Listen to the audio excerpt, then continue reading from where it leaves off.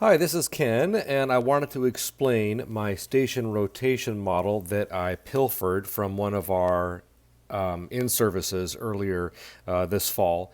I was trying to figure out a way to get my head wrapped around to planning in a hybrid or high flex model.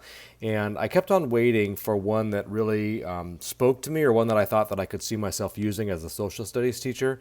And when somebody presented something on the station rotation model and then showed a template on how to actually make that plan work, I really gravitated towards it. And so I've tried it now for maybe about 6 weeks or so, and I think I've got it sort of figured out. So what I thought I would do is have a show and tell today, where I talked about my trials and my errors and sort of what I've come away with, and what I've sort of settled on now. And then of course I forgot to record it. So this is now a recording of me just explaining the station rotation model, and I'm happy to share this in a Word template so that any of you could borrow this and then just change it and make it work for any of your classes. Since that's exactly what I did, I borrowed it from one of our in-service instructors. I think it was at a summer AVLI conference. So what I've done here is, this is the example that you're looking at, is my station rotation lesson plans for the week of October 19th. So this way of planning asks you to sort of plan a week a week at a time. And what I've done is I've got several stations that the kids have to visit and accomplish tasks at over the course of their week. So normally that's 2 classes plus sometimes a little bit on Friday. And what I've done here is I have one of the stations, as you can see, is the teacher-led synchronous station. So when a kid visits that, it's going to depend on what period they have me. This is AP World History, and I have 2 classes, period 4 and period 5. And what group they're in, if they're in the A through L cohort, the Bellarmine group, or if they're in the M through Z Ignatius group. And so you can see here the very first station I have is a description of that teacher-led synchronous station. And then they can look and see what day they're going to attend based on their letter and their group, and then the time that meets. I've got objectives, so what I want to accomplish during that Zoom meeting, and what they need to come to the Zoom meeting prepared with. You can see at the very bottom of that first row, I have the time requirement.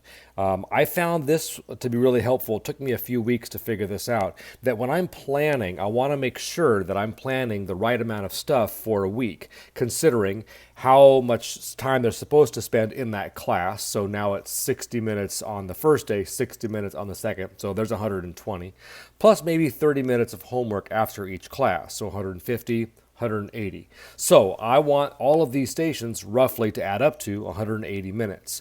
And then I know that I'm not assigning too much, but I'm assigning enough to sort of get to where I want to get. So again, there's the teacher-led synchronous station. Then I have several asynchronous stations that the kids are going to need to accomplish, again, during those 2 classes, maybe allowing for a little bit of time for homework.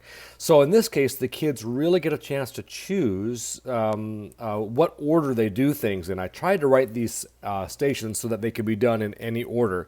And then the kid usually over the weekend is going to be, for their homework for my class, is going to be learning some of the content. And then we come in and we process the content. So you can see here, asynchronous station number 1, I've got the objective.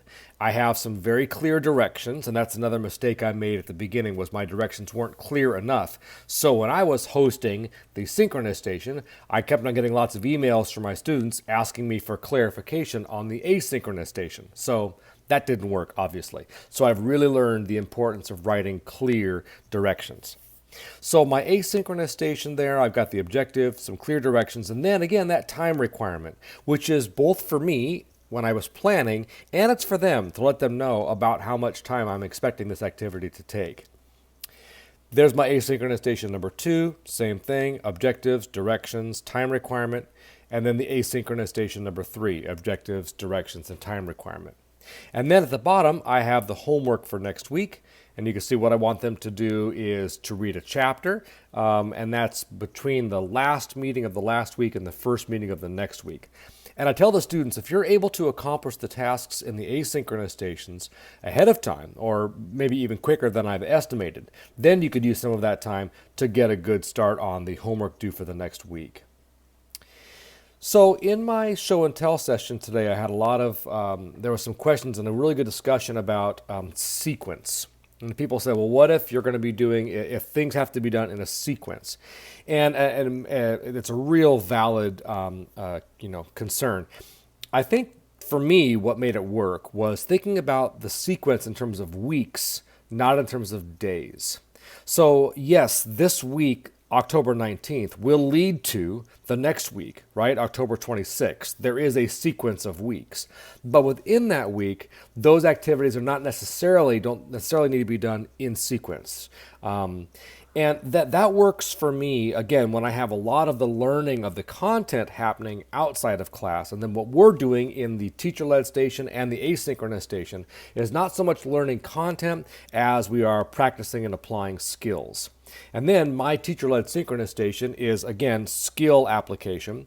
And I'll use whatever content they happen to have on their brain at the time. And that way, it doesn't really have to fall in a particular order. So that's the station rotation model as I've sort of tweaked it a little bit and made it work for me. I'm happy to share this template in a Word document. And if you have any questions at all, please don't hesitate to reach out. Also, if you find a way to improve on this, I'm sure there's lots of ways that it can be improved upon. I would love to know what you did so that I can borrow ideas from you guys as well. Okay?